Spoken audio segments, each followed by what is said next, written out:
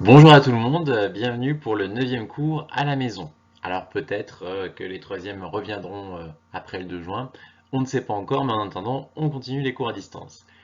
Alors, petit point sur les retours que j'ai des élèves. Donc au niveau des évaluations, je rappelle que l'évaluation est à faire avant vendredi 18 h sur le site avec le code que j'ai donné. Donc pour l'instant, j'ai 10 élèves qui ont eu le temps de le faire, les autres, vous avez tout à fait encore le temps, mais n'oubliez pas, c'est tout. Au niveau des retours d'élèves, comme vous le voyez à l'écran, la deuxième colonne correspondait au cours sur la décolonisation. Si vous avez chiffres 5, 6, 7, 8, c'est que vous avez fait tout le chapitre plus l'enseignement moral et civique, tout va bien. Si il vous manque des chiffres, vous n'avez peut-être pas encore demandé les corrections de certains exercices. N'hésitez pas à le faire, surtout avant le test, ça peut servir. Alors voilà, il commence à apparaître dans mes classes des élèves en bleu. Ces élèves en bleu, je n'ai plus aucune nouvelle depuis les vacances d'avril. Donc peut-être ont-ils des problèmes informatiques, peut-être ont-ils des soucis familiaux, peut-être ont-ils un peu perdu la motivation. Eh bien, je compte sur eux pour me donner des nouvelles d'une manière ou d'une autre. Sinon, évidemment, leur professeur principal en prendra évidemment. Donc on se motive, je sais que c'est long, on a moins envie, c'est la fin d'année, qu'on reste à la maison, donc c'est pas la même chose. Mais dites-vous bien que tout ce que vous faites, ça sert pour le lycée. Donc je le redis, essayez de suivre les cours jusqu'au bout, à votre rythme, parce que l'avantage d'être à la maison, c'est qu'il y a des jours, on va pouvoir souffler, être en famille, et puis il y a des jours, on va pouvoir en faire un peu plus. Donc vous vous organisez comme vous voulez, hein. On rentre parfois un peu en retard, mais c'est pas grave, il n'y a pas de date limite fixe.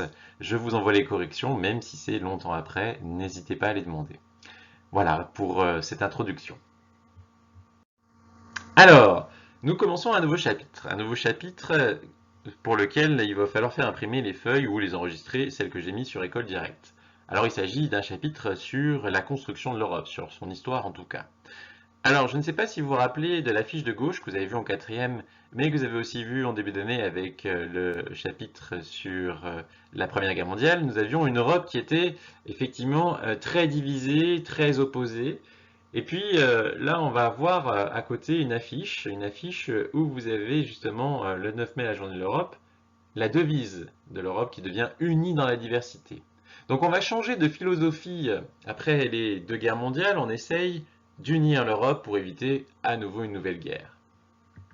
Alors je vous laisserai appuyer sur pause et écrire l'introduction sur votre classeur ou votre cahier. Alors, rappelez-vous, nous sommes toujours dans la guerre froide. Pendant la guerre froide, il y a eu la décolonisation, mais là, il y aura donc la construction de l'Europe.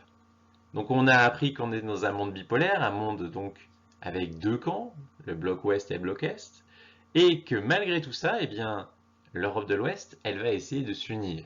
Et puis quand le communisme finira par disparaître, l'Europe de l'Est va la rejoindre aussi.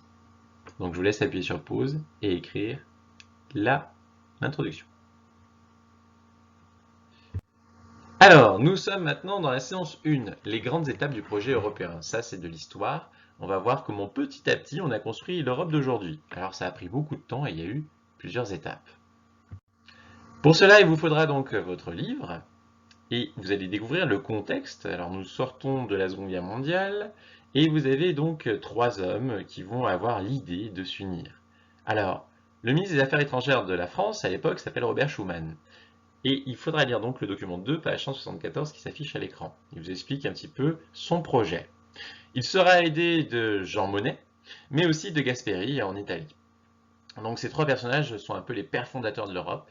Je vous laisserai donc un petit extrait vidéo où vous allez voir donc à la fois Winston Churchill, Premier ministre britannique, mais aussi Robert Schuman et surtout Jean Monnet, qui vont vous parler de l'Europe et de leur projet pour sa naissance à celle-ci en 1951.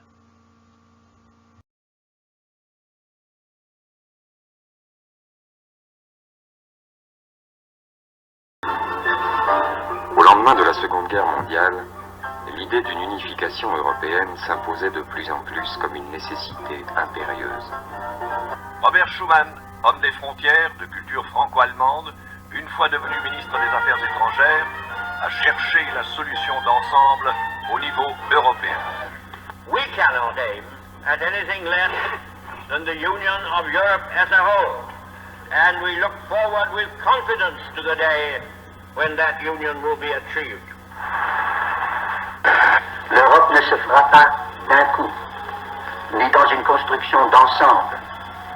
Elle se fera par des réalisations concrètes, créant d'abord une solidarité de fait.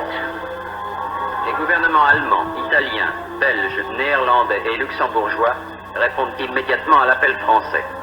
Depuis ce matin, 1er mai, nous tous, Allemands, Belges, Français, Hollandais, Italiens et Luxembourgeois devenons Européens. Il n'y aura plus de charbon allemand ni d'acier français, mais du charbon et de l'acier européen circulant entre nos pays librement, comme dans un même pays de 155 millions de consommateurs. Le 10 février 1953, un premier train de charbon européen, suivi 3 mois après d'un premier train d'acier, franchissait librement les frontières abolies. Bien, je pense que vous avez eu le temps donc de lire les documents avec sérieux, de voir également la vidéo.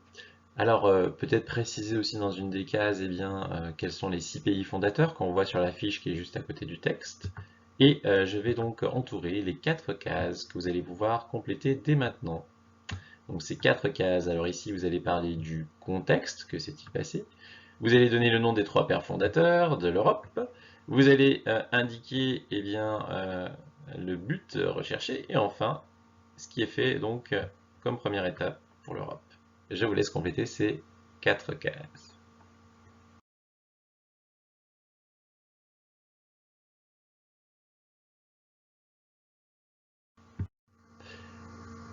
Alors, vous avez dû pouvoir compléter l'Europe. Vous avez donc un indice sur les 6 premiers pays qui ont fondé l'Europe, si jamais vous n'aviez pas trouvé. Je vous laisserai donc lire ce qui est sous le texte et nous regarderons l'extrait vidéo sur la création de la CEE cette fois-ci.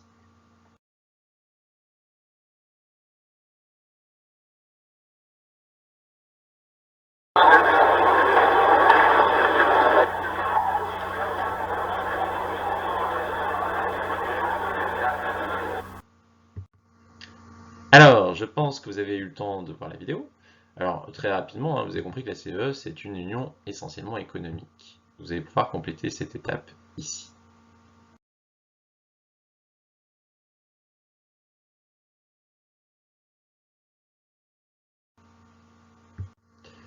Pour finir, eh bien, nous avons la création de l'Union européenne cette fois-ci. Alors, je vous laisserai lire ce que c'est que le traité de Maastricht. D'accord. Alors, mots compliqués et orthographe à retenir. Et puis, vous regardez dans la vidéo donc quelques éléments supplémentaires.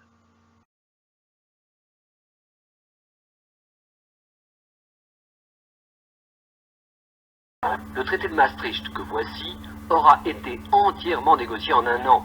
Composé de 3 parties, la communauté économique, avec la monnaie unique notamment, la politique étrangère, texte nouveau, et les coopérations politiques, il se présente comme une somme de 35 ans d'expérience communautaire. Et on peut compléter du coup la dernière case.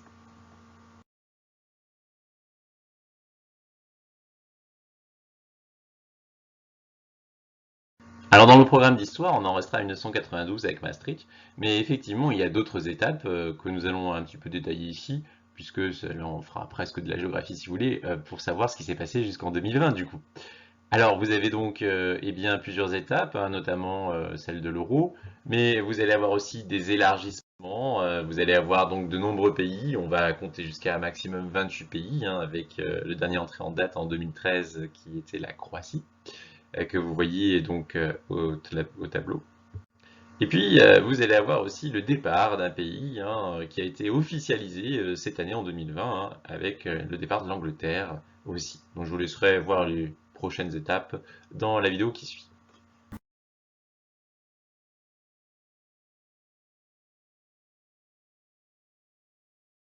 Schengen, petit village du Luxembourg dans la vallée de la Moselle. Le 14 juin 1985 étaient signés ici les accords qui portent son nom, avec pour objectif la libre circulation des Européens. Cela n'a pas été simple. Comment concilier la libre circulation à l'intérieur de l'Europe et le contrôle des frontières extérieures? 10 ans ont été nécessaires.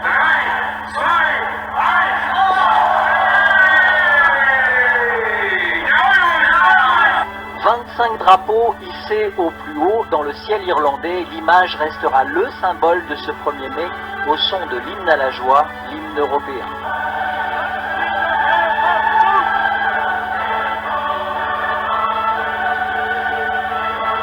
De ce référendum, les Français rejettent la Constitution européenne.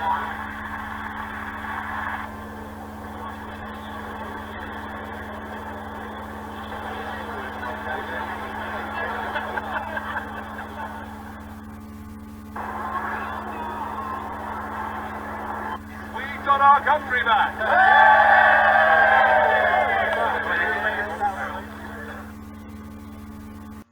Eh bien, c'est la fin de ce cours. Nous nous retrouvons donc la prochaine fois pour la séance numéro 2, l'élargissement et l'approfondissement de l'Union européenne, puisque après ça, eh bien, on est allé plus loin, on vient de le voir, mais on a aussi donc vu de nombreux pays rejoindre les 6 premiers. Nous verrons lesquels et les grandes étapes donc, de cette construction européenne. Je vous demanderai de prévoir pour la prochaine fois des crayons couleurs, puisque nous ferons une carte à distance. Alors là, ça va être un défi, mais on va essayer d'y arriver. Je vous souhaite une bonne continuation, une bonne journée. N'oubliez pas de faire votre test. Ce cours est à réaliser pour lundi, étant donné les jours fériés évidemment. Si vous n'aviez pas la possibilité de le faire, vous pouvez demander les réponses en décalé, il n'y a aucun problème.